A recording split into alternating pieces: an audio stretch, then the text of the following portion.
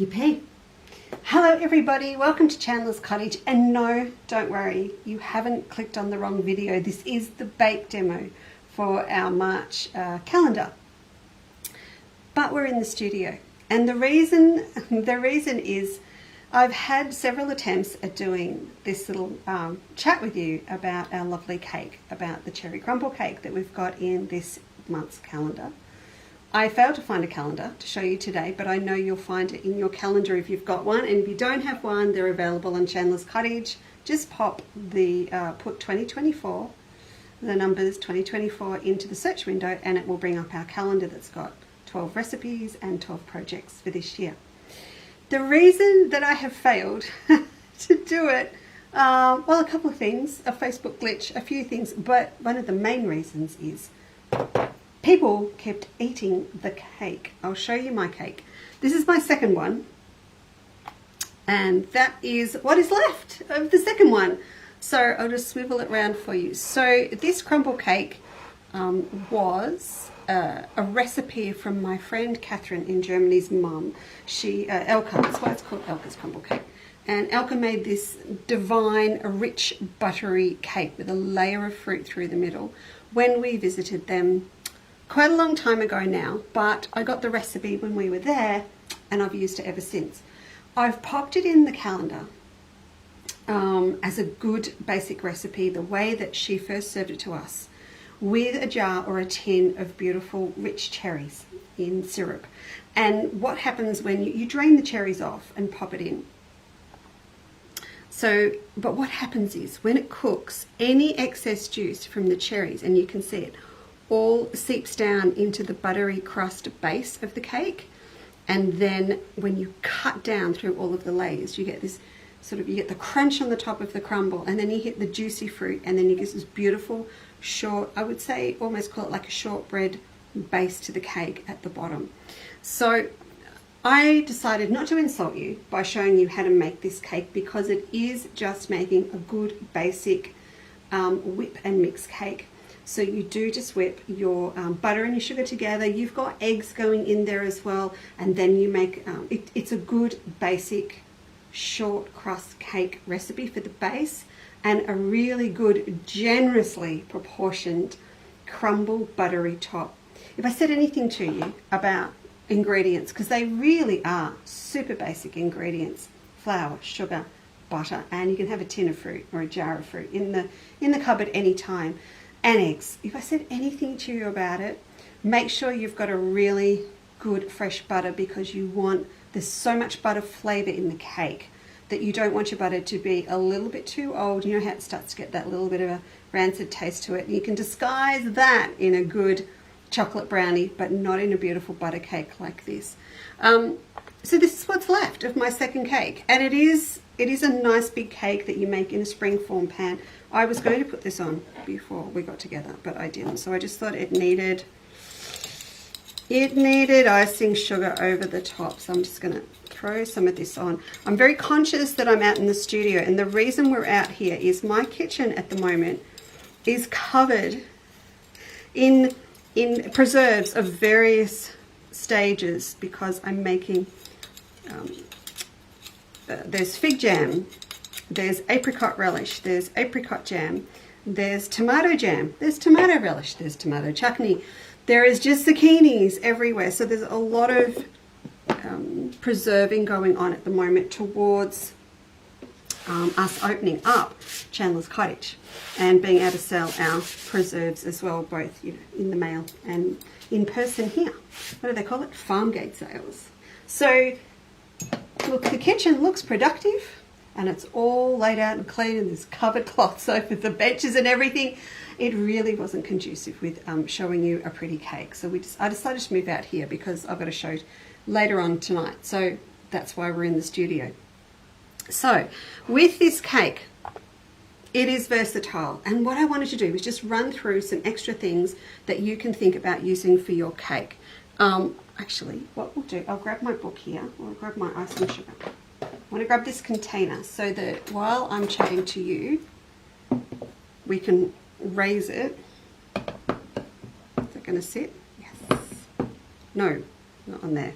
Maybe on the book. let's go the book. That was a little bit dubious. There we go. That's better. All right, so first of all, this is a larger 24 centimetre diameter springform pan. So what I would do as well is try it out in a few different tins that you've got. So if you've got a removable base flan tin, a long one, I would give that a whirl as well, because I think it would work really nice. And then you can just cut it into like slithers from your flan tin when you remove the sides on it as well. The other thing that I have been collecting whenever they are marked down on special at the supermarket or in a kitchenware store are the smaller, they're about 10 centimetre spring forms. They're so cute, and they really are set up for individual serves, whether it be a cheesecake or a cake like this. So take this recipe, and I'm going to predict from here that you could do 6 individual serves from the same quantity for this one. So you might want to think about doing that as well. And because of its really strong, predominant buttery composition, this cake freezes really, really well. So you might want to think about making those 6, and then as a little treat, pack them off, and you can have one late at night. Just take it out, bring it to room temperature, possibly warm it up, serve it with some custard or ice cream. Very nice indeed.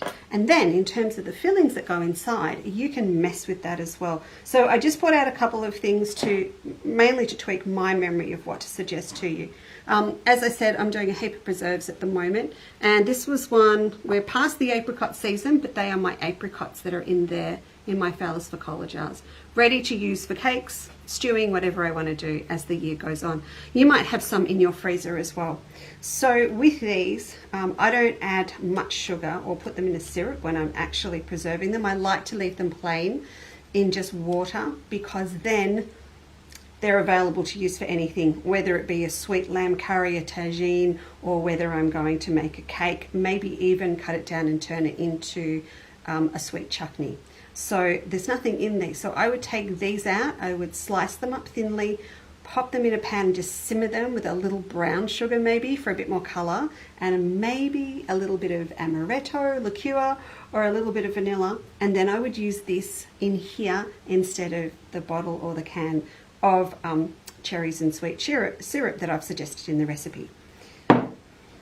Same with the plums. So these are just beautiful blood plums that I preserved when they were in season as well. These are not off my tree, I'm sad to say, but I've got a neighbour that's got some lovely fruit trees, and anyone that's up for a barter, it's worth doing it this time of year when there's all these seasonal fruit. So the same with the plums, they will go really nicely in there, particularly with them when I put them in a little bit of water and with a little bit of sugar to seep them down. A little bit of sweet red wine wouldn't go astray, or a bit of port as well, and that's going to give it a really lovely, rich, aromatic flavour to it. So that would be good. Now, I'm not suggesting that you put plain currants or sultanas into your cake, but have you still got in the cupboard a jar of fruit mints left from Christmas perhaps, or maybe some in the freezer? I think in here, if they're a little bit dry, a little bit of brandy, they're going to be really nice. And I'll tell you why I thought of it, because in one of my big cookbooks, this is my Women's Weekly Times Country Women's Association book, and I've got heaps of stuff marked in here that are our family favourites. There is a recipe for, I'm not going to be able to find it now, Chester cake. And Chester cake, here we go. I'll just show it to you. This is a classic Chester cake, and I wanted to show you the picture. See that? So look at that and think about, is there a jar of fig jam in your cupboard? Because again, you can see if you used your fruit mints or a really rich dark jam, like a dark plum or like a dark fig jam, instead of the cherries in this cake, you're going to get a beautiful result. That would just fit in there very nicely. The one thing about using jams, you really want them to be more like a conserve.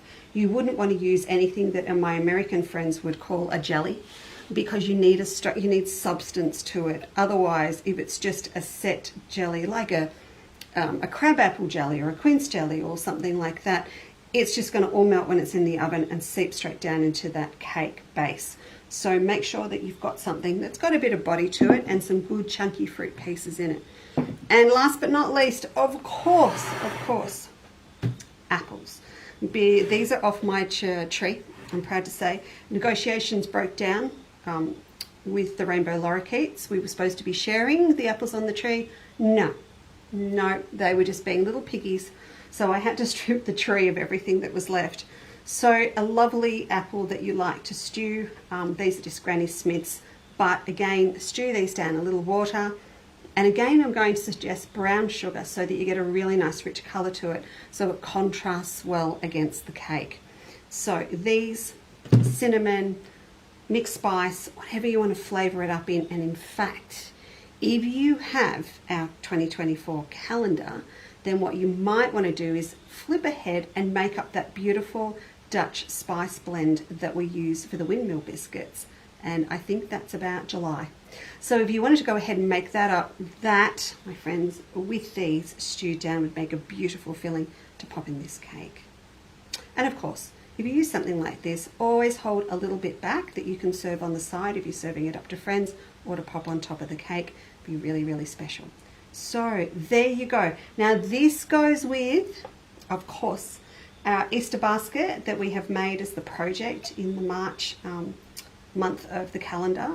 So we still have kits available for these, and I suppose it's a nice reminder that we've done the Easter basket in March because Easter is so early this year.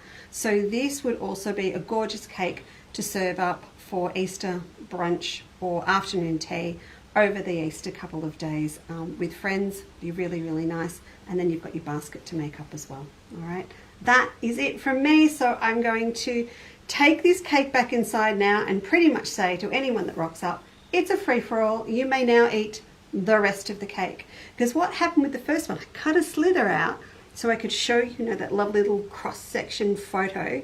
And everyone then thought it was a go ahead to keep cutting little slithers out of the cake, and then it's gone.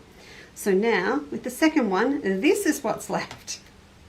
I think I will relinquish a couple of thin slices tonight, and then the rest I think I will cut into nice wedges and pop them in the freezer so they're ready for Rob to take to work anytime as a little bit of a treat as well over the rest of the month. So there you go. All right, thank you so much.